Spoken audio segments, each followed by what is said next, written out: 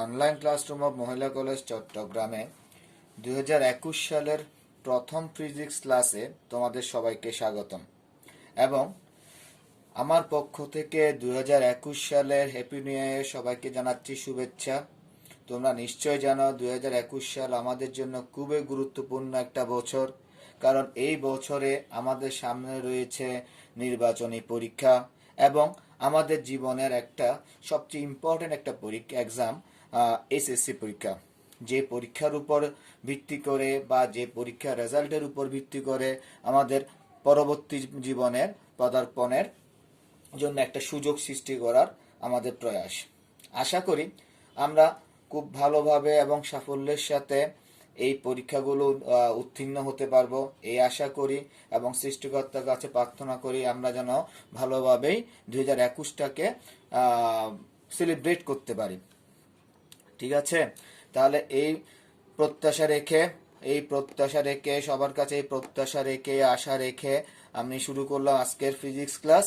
আজকের ফিজিক্স ক্লাসে আমরা আলোচনা করব পদার্থবিজ্ঞান প্রথম পত্রের, খেয়াল করো, পদার্থবিজ্ঞান প্রথম পত্রের 10ম অধ্যায় আদর্শ গ্যাস ও গ্যাসের গতিতত্ত্ব।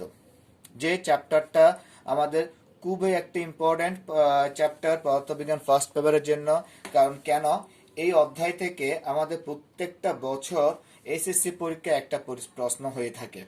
তাই আজকে বছরের প্রথম ক্লাসে, ফিজিক্স ক্লাসে আমি একটা গুরুত্বপূর্ণ চ্যাপ্টার নিয়ে তোমাদের সামনে হাজির হলাম। আশা করি সবাই মনোযোগ দিয়ে ক্লাসটা করবে এবং খাতা কলম রেডি নিশ্চয় রেখেছো। খাতা কলম মধ্যে দিয়ে ক্লাসটা আমি যে নোটগুলো দিব সবগুলো নোট তোমরা করে আমাকে বরাবরের মতো কমেন্ট বক্সে আমাকে সেন্ড করবে। এবং আশা করি আজকে ক্লাসটা যদি তোমরা ভালো মতো করো তাহলে এই চ্যাপ্টারটার সম্পর্কে একটা মোটামুটি একটা ভালো ধারণা তোমরা পেয়ে যাবা এবং অতি সহজেই আমরা এই চ্যাপ্টারটা শেষ করতে পারবো। আমি আবারও বলি, এই চ্যাপ্টারটা আমাদের ফার্স্ট পেপারের ফিজিক্স ফার্স্ট পেপারের জন্য খুবই একটা গুরুত্বপূর্ণ একটা চ্যাপ্টার। তাই সবাই মনোযোগ দিয়ে ক্লাসটা করবে এবং সবাই অবশ্যই বাড়ির কাজ আমাকে জমা দিবে। ঠিক আছে, তাহলে শুরু করা যাক মূল আলোচনা। প্রথমেই শুরু করলাম চ্যাপ্টারের প্রথম প্রশ্ন, বয়েলের সূত্রটি বিবৃতি করো। খেয়াল করো কি বললাম, বয়েলের সূত্রটি বিবৃতি করো। আমরা এখানে মূলত 3টা সূত্র পাবো। বয়েলের সূত্র পাবো, চাপের সূত্র পাবো, রেনল্ডস সূত্র পাবো। আচ্ছা আস্তে আস্তে একটা নিয়ে আলোচনা করি। প্রথম সূত্র বললাম কি, বয়েলের সূত্র। কি লিখলাম খেয়াল করো, কোন নির্দিষ্ট ভরের গ্যাসের তাপমাত্রা স্থির থাকলে, খেয়াল করো আমি আবার বলি, কোন নির্দিষ্ট ভরে, তার মানে কি আমার ভরটা নির্দিষ্ট, অর্থাৎ গ্যাসের ভরটা নির্দিষ্ট, অর্থাৎ নির্দিষ্ট পরিমাণ আমি গ্যাস নিচ্ছি, প্লাস আমি তাপমাত্রা স্থির রাখছি। তাহলে দুইটা জিনিস কিন্তু আমি এখানে কনস্ট্যান্ট রাখছি। একটা হচ্ছে ভর অর্থাৎ গ্যাসের পরিমাণ, আর একটা হচ্ছে কি তাপমাত্রা। যদি গ্যাসের ভর এবং তাপমাত্রা স্থির থাকে তাহলে এর আয়তন চাপের ব্যস্তানুপাতিক। তা কি বললাম, নির্দিষ্ট ভরের কোন গ্যাসের তাপমাত্রা যদি স্থির থাকে তাহলে এর আয়তন চাপের ব্যস্তানুপাতিক। আমরা যদি একটু ব্যাখ্যা দেখি, কি লিখি খেয়াল করো তো, যদি নির্দিষ্ট ভরের কোন গ্যাসের আয়তন ভি এবং চাপ পি হয় তবে বয়েলের সূত্র অনুসারে কি হবে, ভি সমানুপাতিক 1/p। কেন 1/p? আমি উপরে সূত্রে বললাম কি চাপের ব্যস্তানুপাতিক হলো 1/, তাহলে আমার কি আসবে, ভি সমানুপাতিক 1/p। আমরা কি জানি, যখন সমানুপাতিক চিহ্ন তুলে ফেলবো তখন আমরা কি দিব, একটা ধ্রুবক আনতে হবে। এইখানে একটা ধ্রুবক ইউজ করলাম, এই ধ্রুবকটাকে বললাম কে, কেন সেই জন্য বললাম কে একটি সমানুপাতিক ধ্রুবক। তাহলে আমি কি পেলাম, পিবি সমান কে বা পিবি সমান ধ্রুবক। তাহলে আমি যদি P1 P2 P3 P.Pn চাপে অর্থাৎ আমি P2 P1 P2 P3 চাপে উক্ত গ্যাসের আয়তন যদি V1 V2 V3 হয় তাহলে বয়েলের সূত্র অনুসারে কি লিখতে পারি, P1 V1 সমান P2 V2 সমান P3 V3 সমান Pn Vn সমান ধ্রুবক। অর্থাৎ মোট কথা হচ্ছে চাপ এবং আয়তনের গুণফল কি থাকবে, সর্বদা চাপ এবং আয়তনের গুণফল সর্বদা স্থির থাকবে। কখন? তবে শর্ত আছে, কখন? যখন গ্যাসটার ভর নির্দিষ্ট হবে, গ্যাসটার তাপমাত্রাটা নির্দিষ্ট হবে। এটা হচ্ছে বয়েলের সূত্র। ঠিক আছে, তাহলে আমরা কি পড়লাম? বয়েলের সূত্র কি পড়লাম? বয়েলের সূত্রের গাণিতিক ব্যাখ্যা পড়লাম। এই প্রশ্নটা আমাদের সামনে আসতে পারে দুই ভাবে। যদি আমাকে বলে বয়েলের সূত্রটি লিখো জ্ঞানমূলকে, তাহলে আমি শুধু সূত্রটা লিখবো।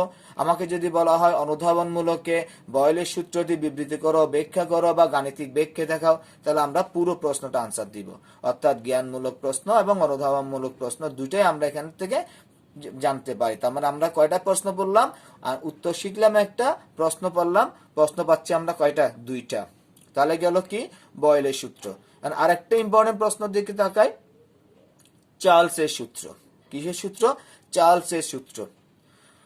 চার্লসের সূত্রটা কি একটু খেয়াল করো। স্থির চাপে, একটু খেয়াল করো সবাই, স্থির চাপে নির্দিষ্ট ভরের কোন গ্যাসের, এখানেও দেখো ভর কিন্তু নির্দিষ্ট, কিন্তু ওখানে ছিল বয়েলের সূত্র ছিল তাপমাত্রা, কিন্তু চার্লস সূত্র বলতে চাপ স্থির।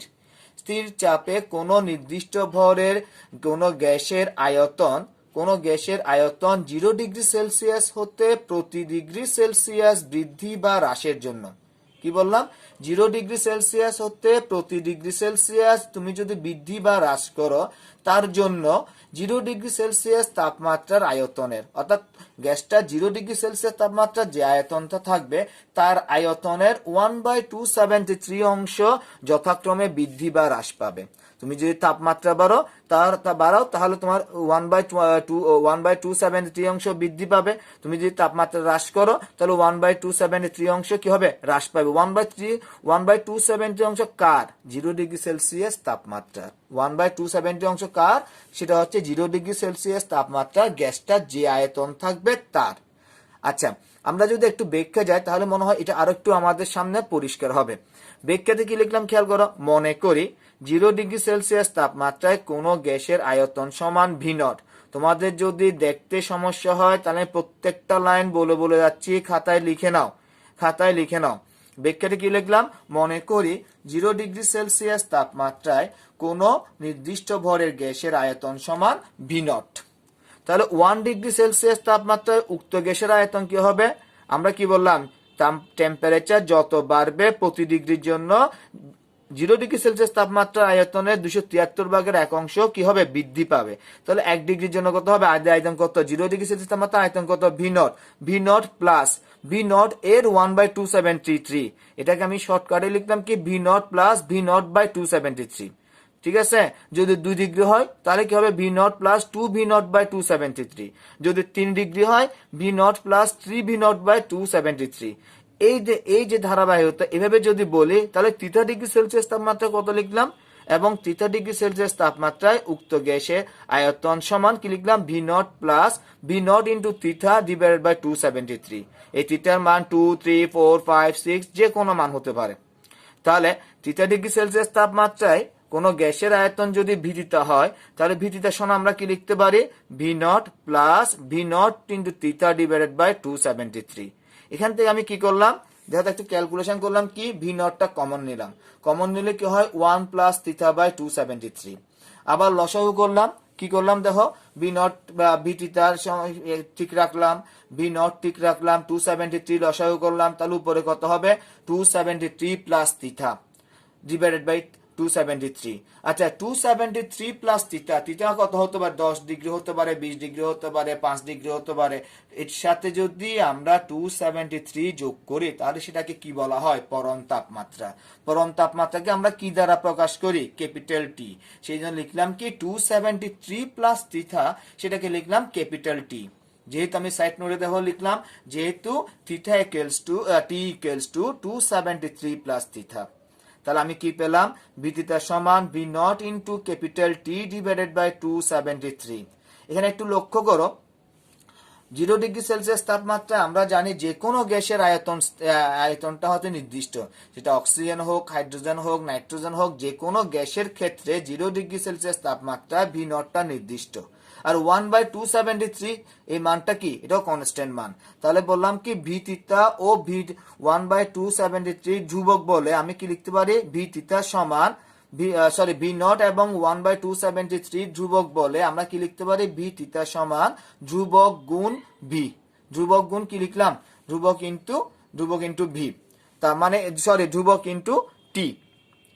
এই জায়গায় একটু কারেকশন করো, এই জায়গায় একটু কারেকশন করো, এই জায়গাটা একটু কারেকশন করো, এই জায়গায় একটু কারেকশন করো। এটা টি হবে, এটা কি হবে? এটা আমার লিখতে একটু ভুল হয়ে গেছে, এটা হবে টি, ক্যাপিটাল টি। এটা হবে ক্যাপিটাল টি। খেয়াল করো সবাই, এই জায়গাটা একটু কারেকশন করো। এটা হবে ধ্রুবক ইন্টু ক্যাপিটাল টি, ধ্রুবক ইন্টু ক্যাপিটাল টি। তাহলে কি হবে? ধ্রুবক ইন্টু কি বললাম? Capital T. বা ভি থিটা সমান কি বললাম? এখানে হবে টি, এখানে হবে কি? Capital T. তাহলে কি হবে? এখানে হবে ধ্রুবক ইন্টু ক্যাপিটাল টি। তাহলে ভি থিটা সমানুপাতিক কি বললাম? Capital T. বা ভি থিটা সমানুপাতিক ভি সমান, সুতরাং ভি সমান কি হবে? টি, ক্যাপিটাল টি। তার মানে লাস্টের লাইনটা খেয়াল করো, অর্থাৎ স্থির চাপে নির্দিষ্ট ভরের কোন গ্যাসের আয়তন, স্থির চাপে নির্দিষ্ট ভরের কোন গ্যাসের আয়তন এর পরম তাপমাত্রার সমানুপাতিক। কি বললাম? স্থির চাপে নির্দিষ্ট ভরের কোন গ্যাসের আয়তন এর পরম তাপমাত্রার সমানুপাতিক। আমাদেরকে প্রশ্ন এটাও আসতে পারে, চার্লসের সূত্র সরাসরি না এসে বলতে পারে কি? স্থির চাপে কোন নির্দিষ্ট ভরের গ্যাসের আয়তন এর পরম তাপমাত্রার সমানুপাতিক। তখন যদি আমাকে এটা দেয়, তাহলে আমাকে কি করতে হবে? এই প্রশ্নটা পুরোটাই প্রমাণ করতে হবে। তাহলে আমি কি কি বললাম? চার্লসের সূত্র বললাম, চার্লসের সূত্রে গাণিতিক ব্যাখ্যা বললাম, এবং এখান থেকে আমিও দুইটা প্রশ্ন শিখলাম, একটা হচ্ছে জ্ঞানমূলক আর একটা হচ্ছে অনুধাবনমূলক। এখন আসা যাক পরবর্তী প্রশ্নে। আচ্ছা, পরবর্তী প্রশ্নটা কি? চাপের সূত্র বা রেনল্ডস সূত্র। চাপের সূত্র বা রেনল্ডস সূত্র কি বললাম? খেয়াল করো, আগে সূত্রটা বলি। আগে আমরা যদি চার্লসের সূত্রটা শিখি, তাহলে চাপের সূত্রটা আমাদেরকে শিখতে হবে না। জাস্ট শুধু ওখানের মধ্যে বর্ণনাটার মধ্যে যেখানে, অর্থাৎ চার্লসের সূত্রে যেখানে বলেছিলাম আয়তন, সেখানে বলবো চাপের সূত্রের চাপ, যেখানে বলেছিলাম চাপ সেখানে বলবো আয়তন। শুধু একটু চেঞ্জ করলে হবে। যেমন ধরো, আমি একটু মনে করে দেখতে আগে যা বললাম, চার্লসের সূত্র বললাম কি? স্থির চাপে। সেখানে প্রথমে শুরুতে করলাম কি? স্থির আয়তনে। খেয়াল করো, শুরুতে করলাম কি? স্থির আয়তনে। স্থির আয়তনে নির্দিষ্ট ভরের কোন গ্যাসের চাপ, কোন গ্যাসের চাপ 0 ডিগ্রি সেলসিয়াস হতে প্রতি ডিগ্রি সেলসিয়াস বৃদ্ধি বা হ্রাসের জন্য 0 ডিগ্রি সেলসিয়াস তাপমাত্রার চাপের সূত্র ছিল, চার্লসের সূত্র ছিল আয়তনের। এখানে কি বললাম? চাপের 0 ডিগ্রি সেলসিয়াস তাপমাত্রার চাপের 1/273 অংশ, 1/273 অংশ যথাক্রমে বৃদ্ধি বা হ্রাস পায়। ব্যাখ্যাটা আসো, আগের মতো মনে করি। 0 ডিগ্রি সেলসিয়াস তাপমাত্রায় নির্দিষ্ট ভরের কোন গ্যাসের চাপ, আগে ছিল ওখানে চার্লসের সূত্রে ছিল আয়তন, এখানে বললাম চাপ সমান পি নট। 1 ডিগ্রি সেলসিয়াস তাপমাত্রায় নির্দিষ্ট উক্ত ভরের গ্যাসের চাপ P naught plus P naught by 273, এবং 3 ডিগ্রি সেলসিয়াস তাপমাত্রায় উক্ত গ্যাসের চাপ সমান P naught plus P naught into theta by 273। আবার যদি আমরা 3 ডিগ্রি সেলসিয়াস তাপমাত্রায় চাপকে যদি পিথিটা ধরি, তবে পিথিটা সমান P naught plus P naught into theta by 273, বা পিথিটা সমান P naught into 1 plus theta by 273। আগের মতো লসাগু করলাম, লসাগু করে 273 প্লাস থিটাকে টি লিখলাম। এখানে মধ্যে খেয়াল করো, 0 ডিগ্রি সেলসিয়াস তাপমাত্রা চাপ যা প্রত্যেকটা গ্যাসের ক্ষেত্রে সেটা নির্দিষ্ট, অর্থাৎ পি নটটা নির্দিষ্ট, এবং 1/273টাও নির্দিষ্ট। সেখানে লিখলাম কি? পিথিটা সমান ধ্রুবক গুণ টি। সুতরাং পিথিটা সমানুপাতিক ক্যাপিটাল টি, অর্থাৎ পি সমানুপাতিক ক্যাপিটাল টি। অর্থাৎ স্থির আয়তনে নির্দিষ্ট ভরের কোন গ্যাসের চাপ এর পরম তাপমাত্রার সমানুপাতিক। স্থির আয়তনে কোন নির্দিষ্ট ভরের গ্যাসের চাপ এর পরম তাপমাত্রার সমানুপাতিক। কি বললাম? স্থির চাপ আয়তনে নির্দিষ্ট ভরের কোন গ্যাসের চাপ এর পরম তাপমাত্রার সমানুপাতিক। আমরা চাপের সূত্র ভালো মতো শিখলে বা চার্লসের সূত্র শিখলে, যে কোনো একটা শিখলে কিন্তু আমরা দুইটা প্রশ্ন কিন্তু আমরা ভালো মতো শেষ করতে পারবো। ভালোভাবে যদি আমরা একটা প্রশ্ন শিখি, তাহলে ওটার মতো করে আমরা আরেকটা প্রশ্ন আনসার দিয়ে ফেলতে পারবো। যদি চার্লসের সূত্রটা আমরা শিখি, তাহলে চাপের সূত্র বলতে পারবো, বা চাপের সূত্র যদি ভালো মতো শিখতে পারি, তাহলে আমরা চার্লসের সূত্র বলতে পারবো। এখানে প্রশ্নটা কিন্তু 3 ভাবে হতে পারে। কি? তোমার প্রশ্ন আসতে পারে চাপের সূত্রটি বিবৃতি করো, বা চাপের সূত্রটি গাণিতিক বিশ্লেষণ করো, তখন তোমাকে এটা ব্যাখ্যাটা পুরোটা দিতে হবে। আবার চাপের কোনো কথাই না বলে তোমাকে বলতে পারে কি? দেখাও যে, এই লাস্টের লাইনটা একটা প্রশ্ন, তো দেখাও যে স্থির আয়তনে নির্দিষ্ট ভরের কোন গ্যাসের চাপ এর পরম তাপমাত্রা সমানুপাতিক। এইটা প্রশ্ন হতে পারে। এটা একটা কিন্তু অনুধাবনমূলক প্রশ্ন হতে পারে। এটা মানে কি ইনডাইরেক্টলি আমাকে চাপের সূত্রটা ব্যাখ্যা করতে বলছে। ঠিক আছে। তাহলে আমরা কি কি বললাম? বয়েলের সূত্র বললাম, চার্লসের সূত্র বললাম, চাপের সূত্র বললাম। এখন আসা যাক পরবর্তী প্রশ্নে। পরবর্তী প্রশ্ন কি দিলাম দেখো তো, প্রমাণ চাপ বা স্বাভাবিক চাপ বা আদর্শ চাপ, তিনটা ওয়ার্ড বললাম। কি বললাম? প্রমাণ চাপ কাকে বলে হতে পারে, স্বাভাবিক চাপ কাকে বলে হতে পারে, আদর্শ চাপ কাকে বলে তা হতে পারে। একই প্রশ্ন একই উত্তর, তিনটা প্রশ্নের একই উত্তর। কি বললাম দেখো, সমুদ্র পৃষ্ঠের 45 ডিগ্রি অক্ষাংশে 273 কেলভিন তাপমাত্রায় উলম্বভাবে অবস্থিত 760 মিলিমিটার। তাহলে তিনটা শর্ত এখানে শর্ত কয়টা? তিনটা শর্ত। আমার হচ্ছে কি সমুদ্র পৃষ্ঠের 45 ডিগ্রি অক্ষাংশ, মনে রাখতে হবে 45 ডিগ্রি অক্ষাংশে 273 কেলভিন তাপমাত্রাটা কত? 273 কেলভিন। এবং উলম্বভাবে অবস্থিত 760 মিলিমিটার বা 0.76 মিটারও বলতে পারে উচ্চতা বিশিষ্ট, কি বললাম? উচ্চতা বিশিষ্ট শুষ্ক ও বিশুদ্ধ পারস্তম্ভ যে চাপ প্রয়োগ করে। এই তিনটা শর্ত মেনটেন করে 760 মিলিমিটার উচ্চতা বিশিষ্ট বিশুদ্ধ ও শুষ্ক পারস্তম্ভ যে চাপ প্রয়োগ করে তাকে বলা হয় প্রমাণ চাপ। তাহলে প্রমাণ চাপ সমান কি লিখতে পারি আমি? 760 মিলিমিটার পারস্তম্ভের চাপ। আমরা 9-10 পড়ে আসছি চাপের সূত্র কি? পি ইকুয়ালস টু কি পড়ে আসছি? এইচ রো জি। এখানে এইচটা কি? পারস্তম্ভের উচ্চতা। উচ্চতা কত? 760 মিলিমিটার। 760 মিলিমিটারকে যদি আমি মিটারে নিয়ে যাই তাহলে কত হবে? 0.76। রো কি? পারদের ঘনত্ব। রো হচ্ছে মুখস্থ করতে হবে 13596। 13596। এখানে একটা ইন্টু দিবা, এখানে একটা ইন্টু গুণ চিহ্ন দিবা, 13596। এটা মুখস্থ। অনেক সময় পারদের ঘনত্ব এমসিকিউ তো আসে পারদের ঘনত্ব কত? পারদের ঘনত্ব কত? এটা এমসিকিউ তো আসে। পারদের ঘনত্ব কত? 13596 কেজি পার মিটার কিউব। জি কত? 9.8। এই তিনটা রাশি যখন আমরা গুণ করব তখন এটা মান আসবে 1.013 into 10 to the power 5 Pascal. 1.013 into 10 to the power 5 Pascal. আমাকে কিন্তু এখান থেকে কয়েকটা রাশির মান মুখস্থ রাখতে হবে। যেমন পারদের ঘনত্ব আমাকে এমসিকিউতে আসতে পারে, আবার প্রমাণ চাপের এই মানটা 1.013 into 10 to the power 5 Pascal, এটাও আমাকে মুখস্থ রাখতে হবে। হতে পারে না, হবে, অবশ্যই রাখতে হবে। কেন? আমার বিভিন্ন ম্যাথ করার সময় এই মানটা আমাকে প্রশ্নে দেওয়া নাও থাকতে পারে, আমাকে তখন মুখস্থ এটা আমাকে বসাতে হবে। প্লাস আমাকে এমসিকিউতে প্রশ্নের মধ্যে আসতে পারে প্রমাণ চাপটা কত। সেটা বললাম কি কয়েকটা রাশির মান আমাকে এখানে মুখস্থ রাখতে হবে। সংজ্ঞার ক্ষেত্রে আমার চারটা পয়েন্ট: 45 ডিগ্রি অক্ষাংশ, 273 কেলভিন তাপমাত্রায় এবং উলম্বভাবে, এই শব্দটা অবশ্যই রাখবে, অবস্থিত 760 মিলিমিটার উচ্চতা বিশিষ্ট শুষ্ক বিশুদ্ধ পারস্তম্ভ যে চাপ প্রয়োগ করে তাকে বলা হয় প্রমাণ চাপ। আশা করি প্রমাণ চাপটা বুঝতে পেরেছি আমরা। প্রমাণ চাপ কাকে বলে বললাম, প্রমাণ চাপের মান কিভাবে বের করলাম সেটাও দেখিয়ে দিলাম। আশা করি আমরা পারবো। এরপরের প্রশ্নের দিকে যাই। এরপরের প্রশ্নটা কি দেখো তো, আদর্শ গ্যাস। আমরা যে বললাম আদর্শ গ্যাস নিয়ে আছে, আদর্শ গ্যাস ও গ্যাসের গতিতত্ত্ব চ্যাপ্টারের শুরুতেই বললাম না? তাহলে আদর্শ গ্যাসটা কি? এখন আসা যাক আদর্শ গ্যাসটা কি। কি বললাম? যে সকল গ্যাস বয়েল ও চার্লসের সূত্র যুগোৎপদভাবে মেনে চলে, অর্থাৎ একসাথে মেনে চলে। যে গ্যাস কি বললাম বয়েল এবং চার্লসের সূত্র যুগোৎপদভাবে মেনে চলে, অর্থাৎ PV equals to nRT. PV equals to কি বললাম? এনআরটি। এই সূত্রটা মেনে চলে সেই সকল গ্যাসকে বলা হয় আদর্শ গ্যাস। কিন্তু স্টার দিয়ে আমি একটা লাইন লিখলাম, খেয়াল করো, বাস্তবে কোনো গ্যাসে আদর্শ গ্যাসের ন্যায় আচরণ করে না। কেন?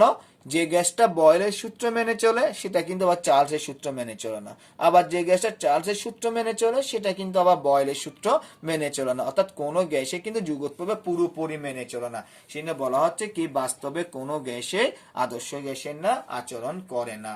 তাহলে আমি সংজ্ঞা যদি আসে তাহলে কি বলবো? যে সকল গ্যাস বয়েল ও চার্লসের সূত্র যুগোৎপদভাবে মেনে চলে, অর্থাৎ পিভি ইকুয়ালস টু এনআরটি সূত্র মেনে চলে, সেই সকল গ্যাসকে আদর্শ গ্যাস বলা হয়। বাস্তবে কোনো গ্যাসে কি বললাম না, আদর্শ গ্যাসের ন্যায় আচরণ করে না। তাহলে কি বললাম এখানে, এই স্লাইডে আমি কি কি বললাম, এই স্লাইডে বললাম প্রমাণ চাপ কি, প্রমাণ চাপের মান কিভাবে বের করবো সেটা দেখালাম আমি। তারপর দেখালাম কি আদর্শ গ্যাস কাকে বলে সেই সংজ্ঞাটা দেখালাম। এবার আসা যাক পরবর্তী প্রশ্নে। আমরা এখানে একটা ধ্রুবকের মান জানবো, সেটা হচ্ছে সার্বজনীন ধ্রুবক আর। সার্বজনীন ধ্রুবক আর কেন বলা হয় সেটা আমি একটু পরে বললাম, তবে আর এর একটা নির্দিষ্ট মান আছে। এই মানটা কিন্তু আমাকে মুখস্থ রাখতে হবে। এই মানটা হচ্ছে কত, 8.30 বা অনেক সময় 31ও আসে, 8.30 বা 8.30 জুল পার মোল পার কেলভিন। এটা তোমার একক সহ অনেক এখানে এমসিকিউ হতে পারে। সার্বজনীন ধ্রুবকের মান কত, 8.30। সার্বজনীন ধ্রুবকের একক কি, জুল পার মোল পার কেলভিন। আমার কথা হচ্ছে, আমার প্রশ্নটা হচ্ছে এই সার্বজনীন ধ্রুবক আর এর মানটা নির্ণয় করো। এটা আমাকে বেশ কয়েকবার বোর্ড কোশ্চেনে কিন্তু এটা দেখা গেছে কি সার্বজনীন ধ্রুবকের আর এর মান নির্ণয় করতে। আমরা একটু আগে আদর্শ গ্যাস পড়ে আসছি না, আদর্শ গ্যাস একটা সূত্র পড়ে আসছি না, PV equals to nRT. PV equals to কি বললাম, এনআরটি। তাহলে এক মৌল গ্যাসের ক্ষেত্রে কি হবে, আর ইকুয়ালস টু কি, sorry PV equals to NRT বা আর ইকুয়ালস টু কি হবে, PV by NR, PV by NR. তাহলে এক মোল বা এক গ্রাম অনুমোল গ্যাসের ক্ষেত্রে কি হবে, R equals to P naught V naught by T naught, P naught V naught by T naught. এখানে কিন্তু তিনটা জিনিসের মান আমাকে মুখস্থ রাখতে হবে। পি নট হচ্ছে প্রমাণ চাপ, আমরা একটু আগে পড়ে আসছি 1.013 × 10⁵ প্যাসকেল। ভি নট হচ্ছে কি প্রমাণ চাপ ও প্রমাণ তাপমাত্রায় গ্যাসের আয়তন, যেটা আমরা অ্যাভোগাড্রো সূত্র থেকে পাই কত, 22.4 লিটার। লিটারকে যখন আমি মিটারে নিয়ে যাই তখন 22.4 × 10⁻³ মিটার কিউব। টি নট হচ্ছে প্রমাণ তাপমাত্রা, প্রমাণ তাপমাত্রা হচ্ছে 273 কেলভিন। প্রমাণ তাপমাত্রা কত, 273 কেলভিন। এই আর নট ভি, সরি এই পি নট ভি নট এবং টি নট এর মানগুলো যখন আমি 1 নং সমীকরণে বসিয়ে দিব, বসালে আমার ক্যালকুলেশন করলে দেখবে আর এর মান আসবে 8.31 বা 30 জুল পার মোল পার কেলভিন। তাহলে এটা কিসের মান নির্ণয় করলাম আমরা, সার্বজনীন ধ্রুবক আর এর মান। এই মানটা নির্ণয় করতে হলে আমাকে কি জানতে হচ্ছে, প্রমাণ চাপের মান জানতে হচ্ছে, প্রমাণ চাপ তো প্রমাণ তাপমাত্রা গ্যাসের আয়তনের মান জানতে হচ্ছে, এবং আমাকে প্রমাণ তাপমাত্রাটা জানতে হচ্ছে। তাহলে আমি কি বললাম, সার্বজনীন ধ্রুবক আর এর মান নির্ণয়। একটু আগে বললাম না, এখানে যে লিখলাম সার্বজনীন ধ্রুবক, তার আর কে কেন সার্বজনীন ধ্রুবক বলা হয়, যদি এই প্রশ্নটা আমার আসে, তাহলে আসো আর কে সার্বজনীন ধ্রুবক বলা হয় কেন। আর কে সার্বজনীন ধ্রুবক বলা হয় কারণ যে কোনো গ্যাসের ভর 1 গ্রাম মৌল হলে সকল গ্যাসের ক্ষেত্রে আর এর মান সমান থাকে। সেটা অক্সিজেন হোক, নাইট্রোজেন হোক, কার্বন ডাইঅক্সাইড, যে কোনো গ্যাসের ক্ষেত্রে কি বললাম, ভর যদি 1 গ্রাম মোল হয় সকল গ্যাসের ক্ষেত্রে আর এর মান সমান থাকে। কেননা অ্যাভোগাড্রো প্রকল্প অনুসারে অভিন্ন চাপ ও তাপমাত্রায় যে কোনো গ্যাসের 1 মোল একই আয়তন দখল করে, যার মান হচ্ছে 22.4 লিটার, 22.4 লিটার। সেই জন্য কি বলা হচ্ছে, আর কে সার্বজনীন ধ্রুবক বলা হয়।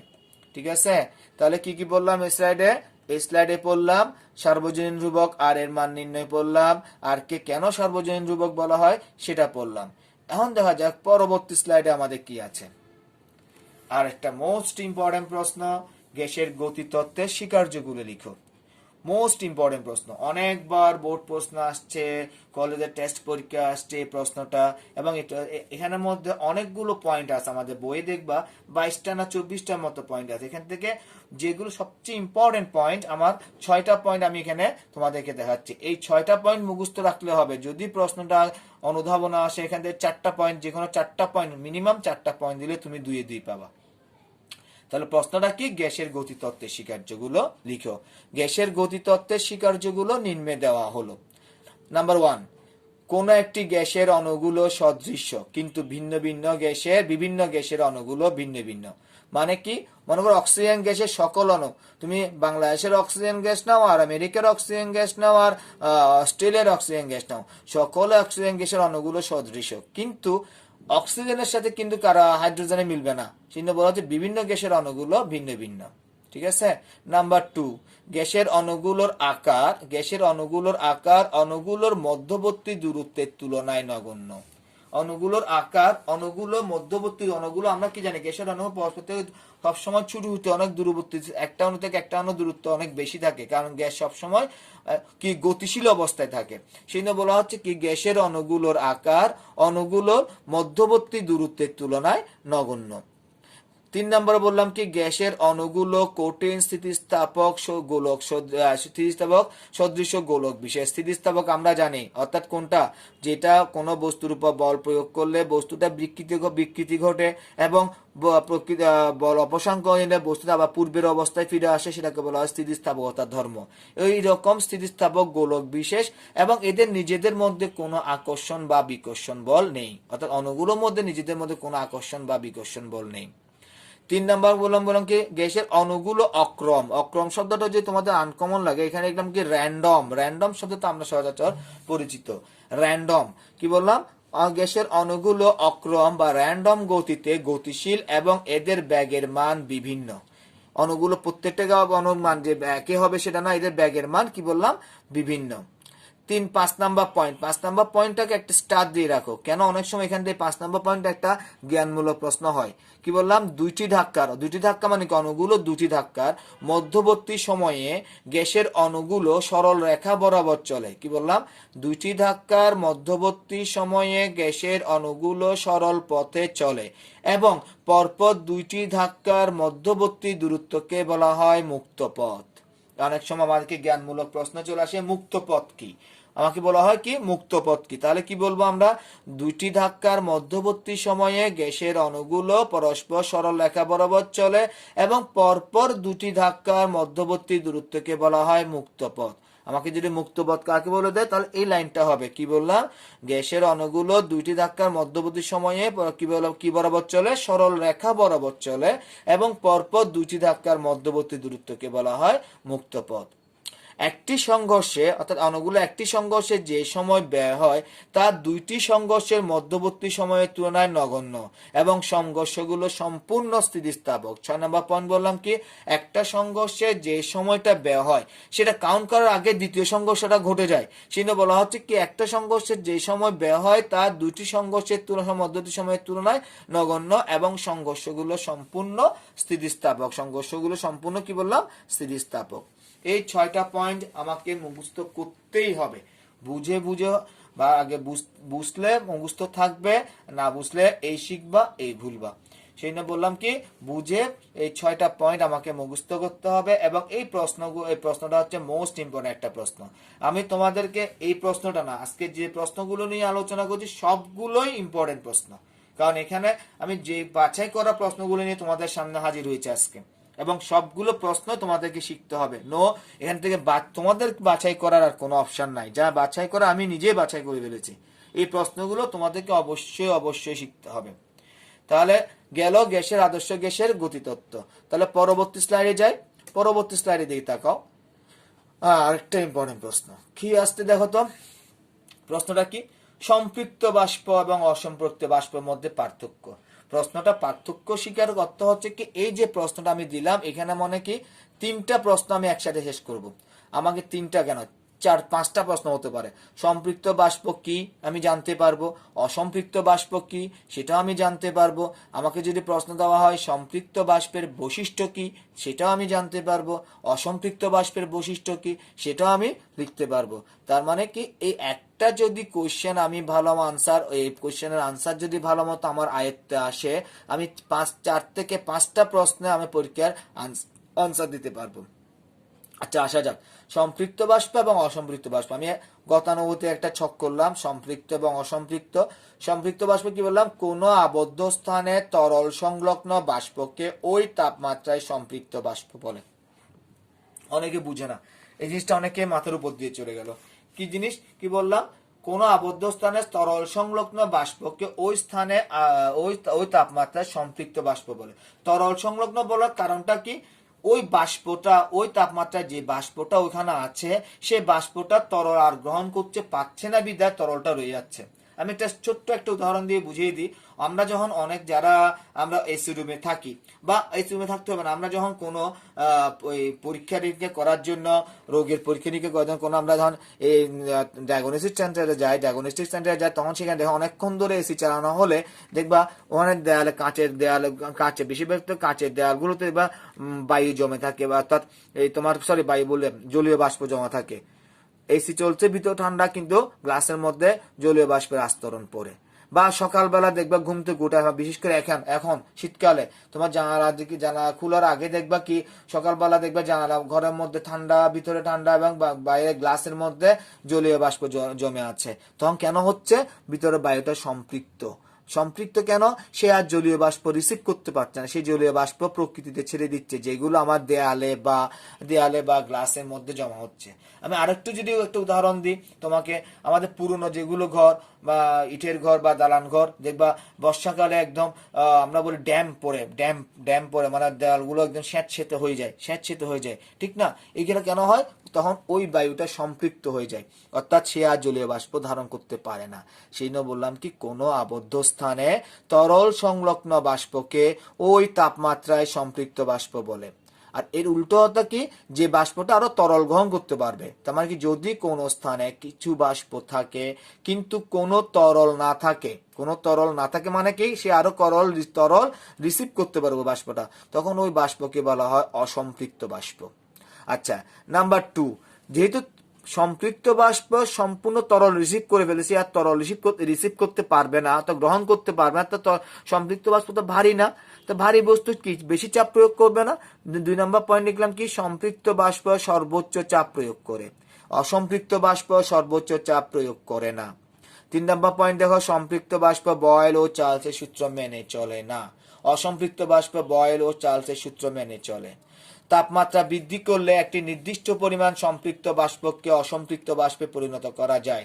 তুমি যখন এসি রুমের মধ্যে গ্লাসের মধ্যে দেখবা যখন জলীয় বাষ্প জমবে, তখন টেম্পারেচারটা যখন বাড়িয়ে দিবা, তখন দেখবা আস্তে আস্তে জলীয় বাষ্পটা ভ্যানিশ হয়ে যাচ্ছে। যখন সকালবেলা গ্লাসের মধ্যে যখন জলীয় বাষ্প জমা হয়, রোদ উঠার সাথে সাথে আস্তে আস্তে যখন রোদ বাড়ে, জলীয় বাষ্পটা আপনি চলে যায়।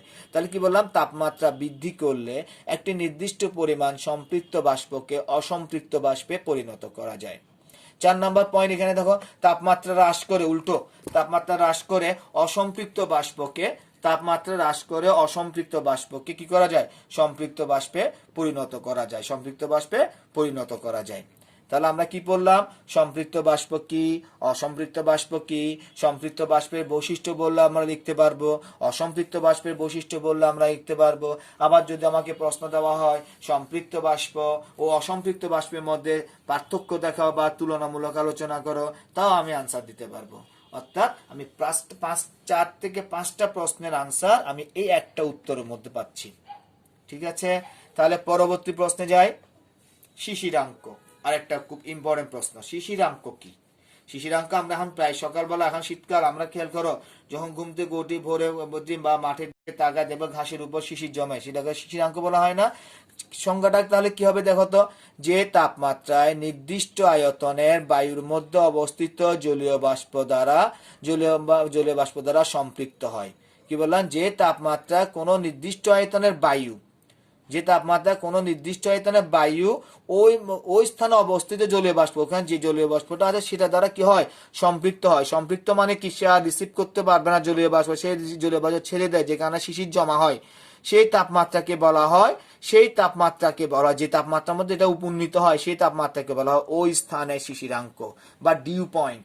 ওই স্থানে শিশিরাঙ্ক বা ডিউ পয়েন্ট। যেমন আমি একটু উদাহরণ দিলাম, কি বললাম? কোন স্থানে তাপমাত্রা 30 ডিগ্রি সেলসিয়াস কিন্তু শিশিরাঙ্ক 22 ডিগ্রি সেলসিয়াস। ওয়েদার রিপোর্ট যখন দেয়, খবর দেখো ওয়েদার রিপোর্ট যখন দেয়, তখন তুমি খেয়াল করিও বা বলো আজকে চট্টগ্রামের শিশিরাঙ্ক টেম্পারেচার এত, শিশিরাঙ্ক এত। তার মানে কি, তার মানে বোঝা কি, আজকে চট্টগ্রামের টেম্পারেচার যদি 30 ডিগ্রি বলে, তাহলে আজকে চট্টগ্রামের টেম্পারেচার হবে 30 ডিগ্রি। 30 ডিগ্রি তাপমাত্রা যে পরিমাণ জলীয় বাষ্পটা আছে, তা দ্বারা ওই স্থানে, অর্থাৎ ওই চট্টগ্রামের বায়ুটা 22 ডিগ্রি দিতে, যে 22 ডিগ্রি সেলসিয়াস তাপমাত্রা যদি নেমে আসে, টেম্পারেচার চট্টগ্রামের 22 ডিগ্রি সেলসিয়াসে নেমে আসে, তাহলে ওই বায়ুটা কি হবে?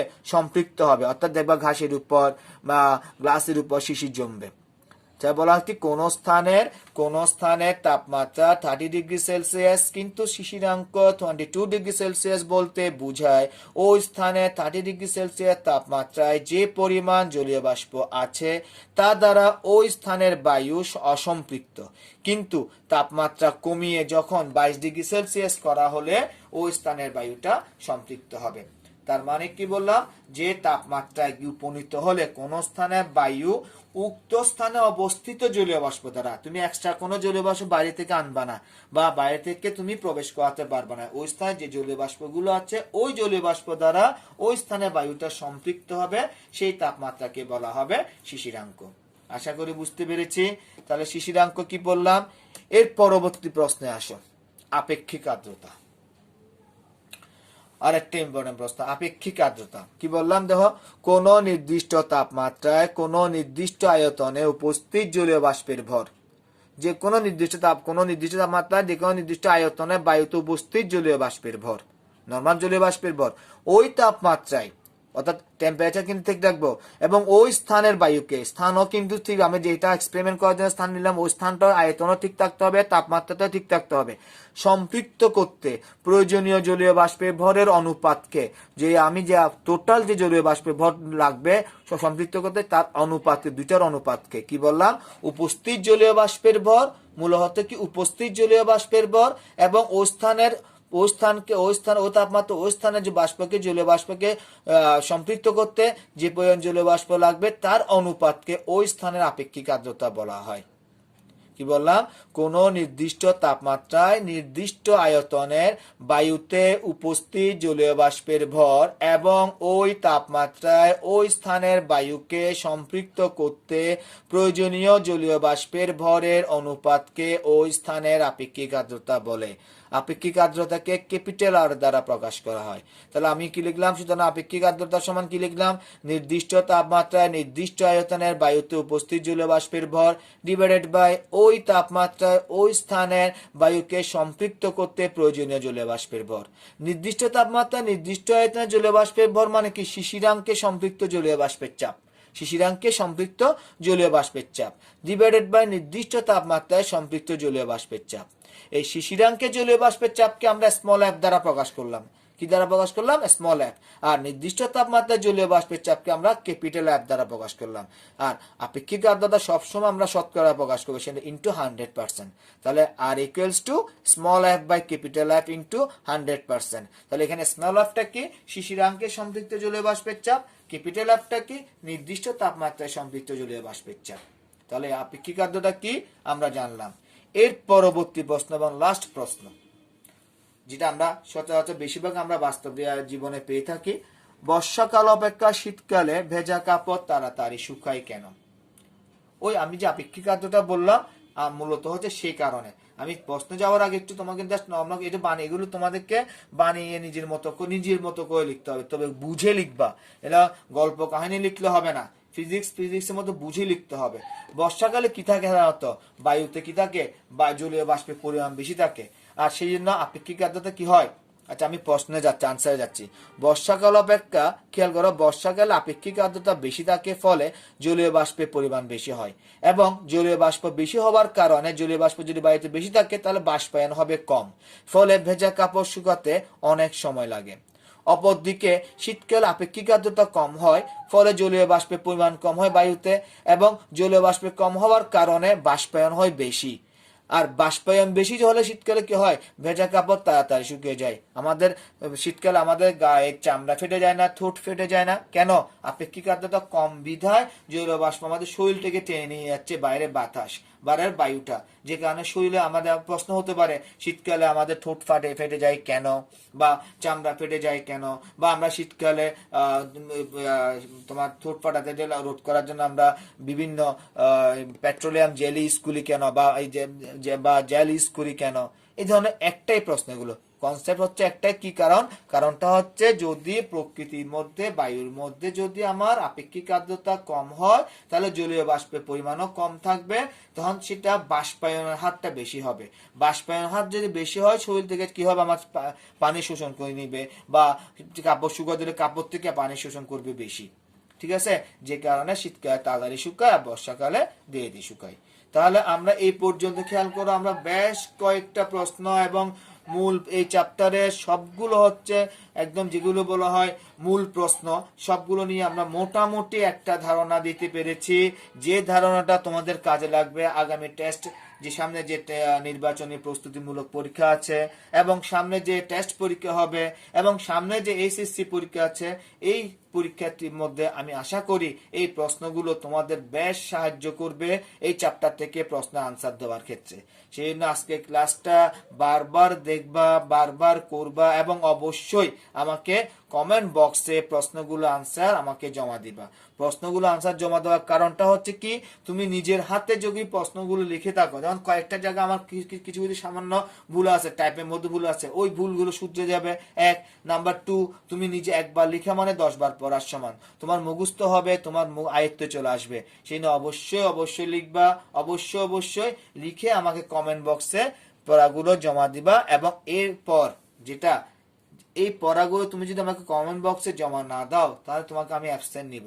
এতক্ষণ যদি আমি তোমাকে গুছিয়ে যতটুকু পারলাম আমি সাধ্যমতো চেষ্টা করলাম চ্যাপ্টারটা তোমাদের সামনে খুব ইজি ভাবে শেষ করার জন্য, তাহলে মোটামুটি ভাবে আমরা চ্যাপ্টারটা যতটুকু পারছি করছি।